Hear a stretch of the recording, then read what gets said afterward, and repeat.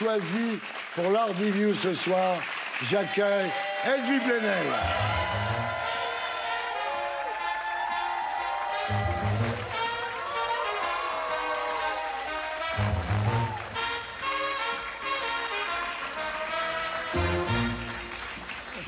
Edwy Plenel, bonsoir. Bonsoir. Avant de passer à l'Hardiview, le magnéto de Blacko, Serge. 1952, Edwy Plenel naît à Nantes. Il a 3 ans lorsque son père est nommé au rectorat de Martinique. Lors des émeutes de 59, son père prend parti contre le colonialisme français, ce qui lui vaudra d'être révoqué par De Gaulle lui-même. Il part alors enseigner en Algérie, où Edwy passera son mai 68. En 70, Edwy s'installe à Paris, où il renonce aux études pour militer à la LCR. Sous le pseudo de Joseph Krasny, il écrit dans Rouge, le journal des trotskistes.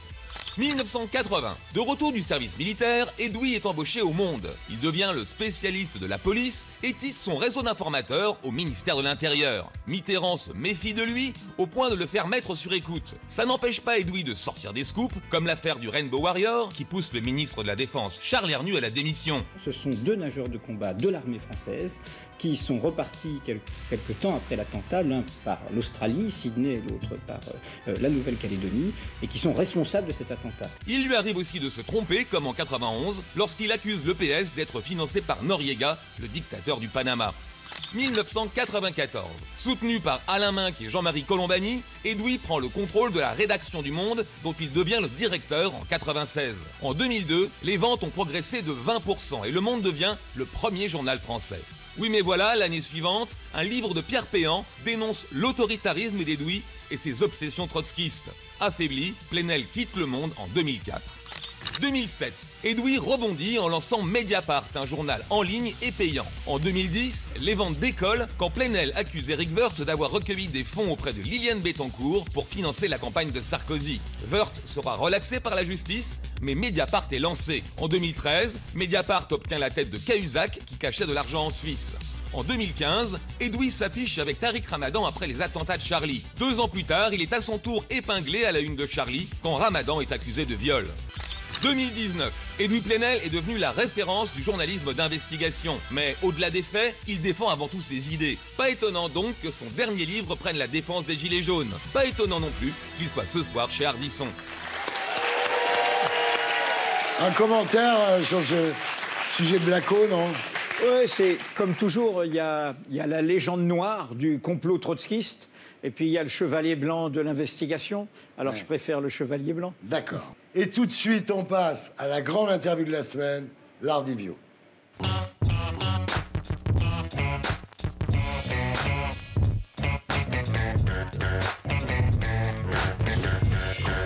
Edwy Plenel, rebonsoir.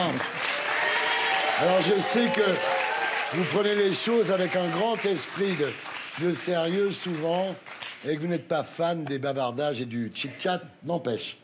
Est-ce que vous savez qui était Edwy? Un roi saxon du Xe siècle qui est mort à 19 ans dans la débauche après avoir épousé sa belle-mère. Oh putain! Ah là là! Alors, je n'y suis pour rien, il était surnommé, d'après l'Encyclopédia Britannica, The Beautiful, mais je n'y suis pour rien. Ah, d'accord. Bravo! Alors, effectivement, mort à 19 ans dans la débauche, après avoir épousé sa belle-mère, on dirait un titre de La Voix du Nord, un peu. Alors, c'est pour ça que c'est pas un saint. Il y a un saint Edwin, ça c'est un roi du VIe siècle, mais quand mes parents ont déclaré à l'état civil, ils ont voulu que je m'appelle Edwy, mais il fallait un saint dans le calendrier. Et Edwy, c'est pas un saint. Et on était moins tolérants qu'aujourd'hui. Donc je m'appelle officiellement Hervé Edwy. Ah, eh bien c'est un scoop. Et en fait, vos parents vous ont appelé comme ça à cause d'un ami à eux qui s'appelait Edwy Lee. Un Américain. Un Américain, voilà. Connu aux États-Unis après-guerre. Je vois que je n'arrive pas à vous surprendre. Bravo, bravo. Vous savez combien il y a eu d'Edwy en France depuis 10 ans? Ah non. Il y en a eu 3. C'est vraiment pas un prénom qui est très distribué, mais bon. Pourtant, c'est bien. Voilà. C'est sympa, ça sonne bien, non? Oui, j'aime beaucoup Edwy. Et vous avez remarqué que ce soir, on ne parle pas de la moustache. Pour une fois.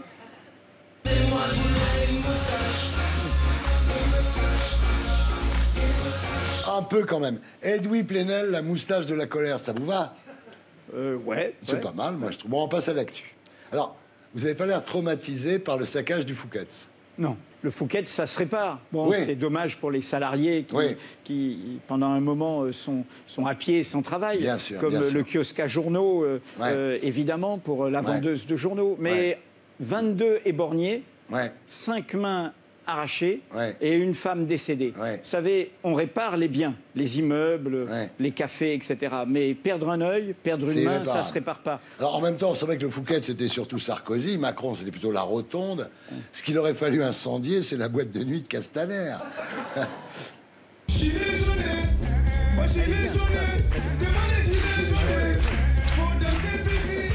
Alors, Edoui Plenel, vous publiez La victoire des vaincus aux éditions La Découverte, un livre qui documente le travail de Mediapart sur le mouvement des Gilets jaunes. La seule déception, c'est qu'on s'attendait à un pavé, mais bon. Vous dites réduire les Gilets jaunes aux violences des samedis est évidemment une caricature. Et ne pas les dénoncer, ces violences, c'est quoi? C'est pas ça. Bien sûr que la violence, ça aide jamais.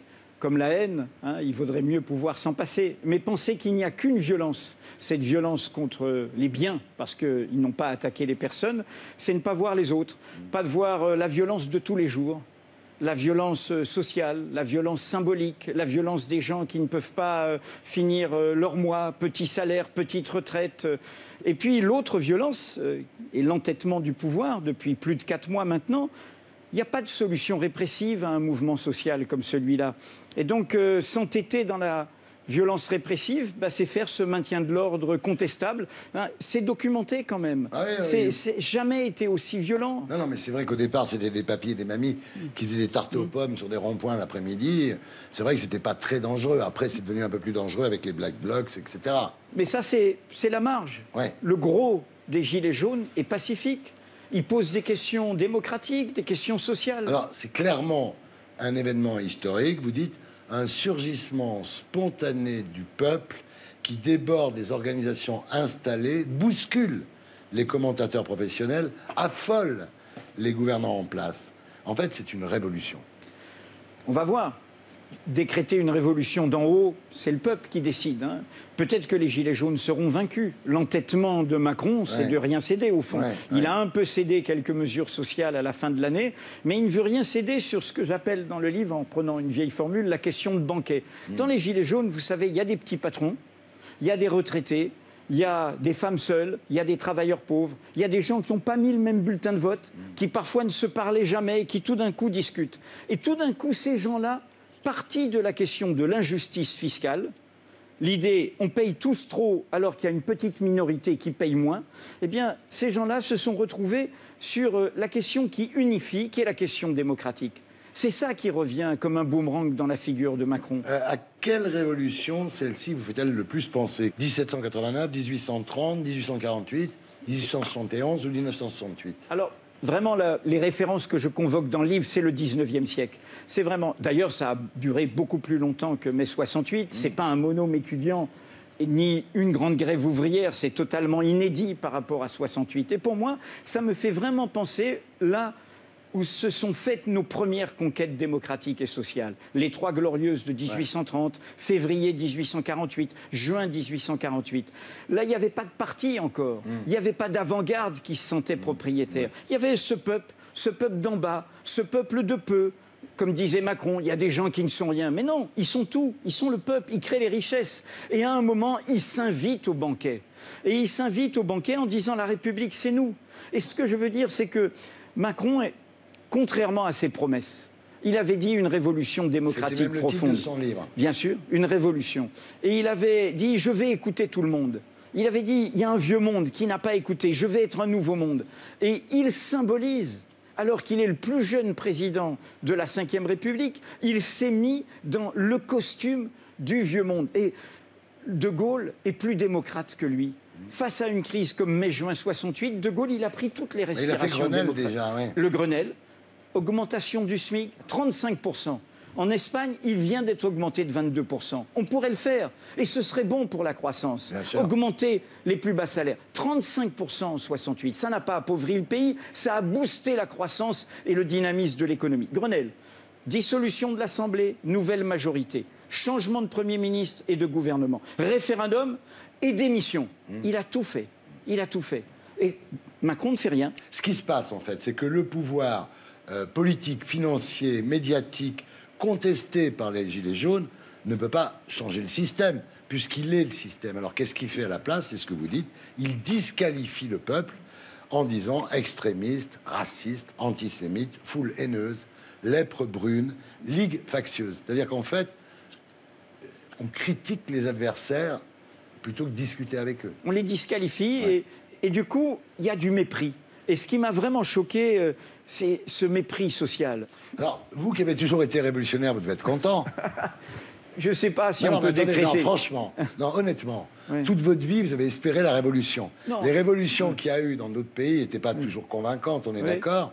Là, d'un seul coup, vous êtes témoin de votre vivant d'une révolution. Vous devez être content. Je suis content, mais surtout, je pense, sérieusement, si on croit ce qu'on raconte, et que vous racontez toutes les semaines, sur la catastrophe climatique, sur le fait que la montre tourne, qu'on est dans une crise de civilisation, que le tout vivant du monde est menacé, si on croit ce qu'on croit sur l'impossibilité d'un monde commun quand il y a une captation des richesses à ce point par une toute petite minorité, si on croit la nécessité non pas de pouvoir autoritaire comme il y a de plus en plus un peu partout, y compris issu des urnes, mais d'une délibération démocratique.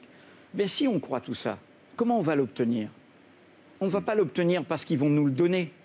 On va l'obtenir parce que des gens dans la rue, le plus massivement possible... Tout a été gagné par les combats, évidemment, voilà. Les congés payés, tout ça. Et ce qu'il faut souhaiter, c'est que les Gilets jaunes fassent comme le peuple algérien, avec autant d'humour, le plus massivement possible. Vous dites que nos institutions révèlent le pire des présidents, l'hystérie de Nicolas Sarkozy, l'endormissement de François Hollande et l'égotisme d'Emmanuel Macron.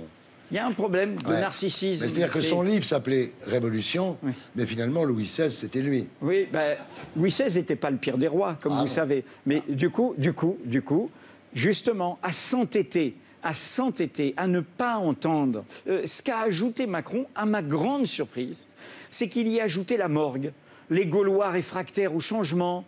Vous avez qu'à traverser la route pour aller trouver un boulot, ces gens qui ne sont rien dans une gare, etc. La morgue sociale. Et ça, c'est pas possible. Vous êtes le président de tous les Français. Il faut descendre.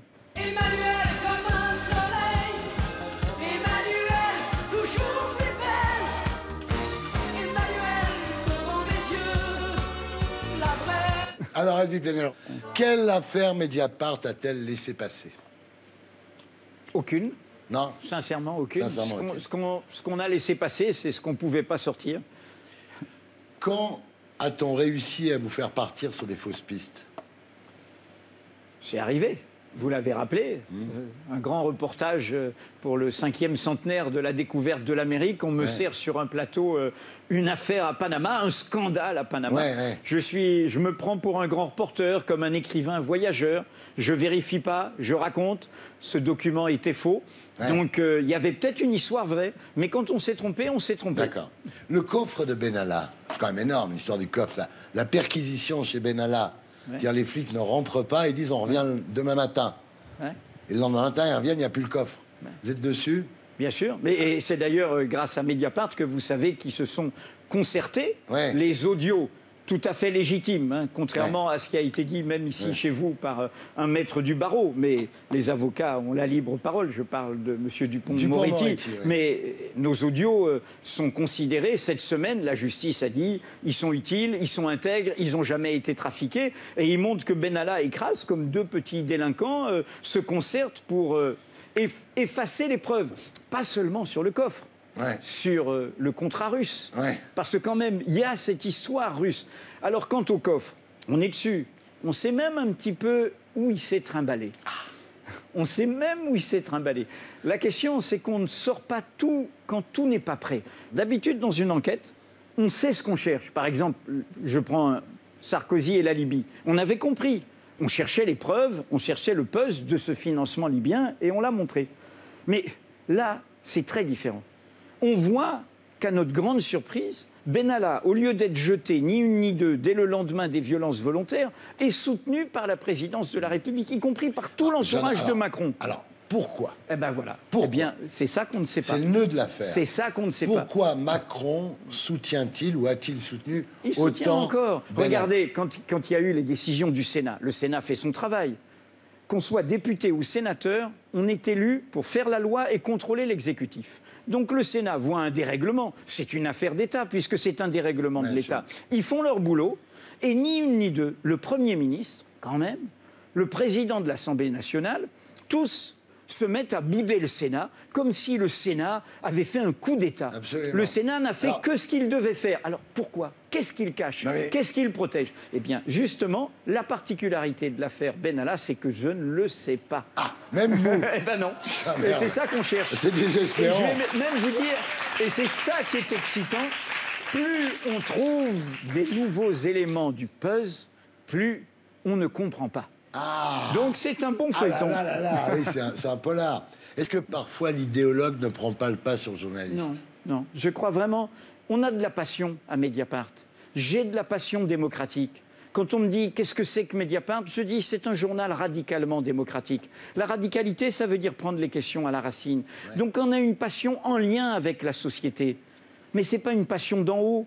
Justement, c'est ce que je raconte sur les gilets jaunes. Tous les idéologues, ils ont regardé, qu'ils soient de droite ou de gauche, ils ont voulu mettre les gilets jaunes dans un cadre. Ouais. Donc ils les ont jugés avant même d'aller regarder. Qu'est-ce qu'a fait Mediapart?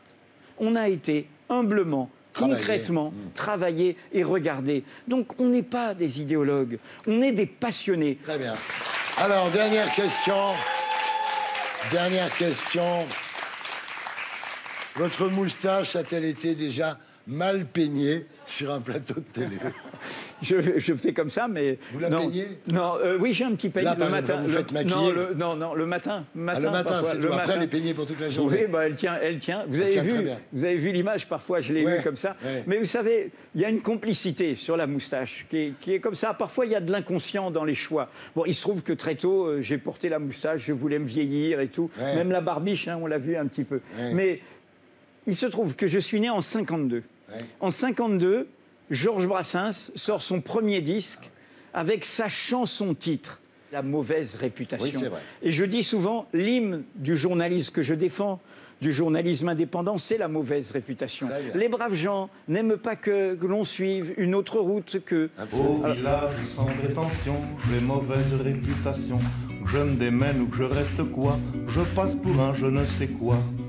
Je ne fais pourtant de tort à personne en suivant mon chemin de petit bonhomme. Mais les braves gens n'aiment pas que l'on suive une autre route que... Merci.